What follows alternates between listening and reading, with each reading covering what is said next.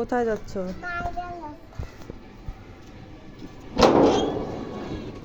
গাড়ি আসতেছে। কোথায় যাবা বলো?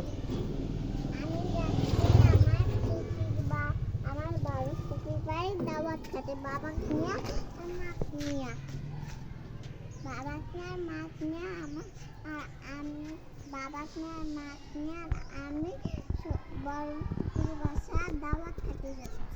দাওয়াত খেতে যাচ্ছ? হ্যাঁ। কে কে যাচ্ছ? আমার মা, আমি, তারপরে আমার বাবা গেছে কোথায় আলা।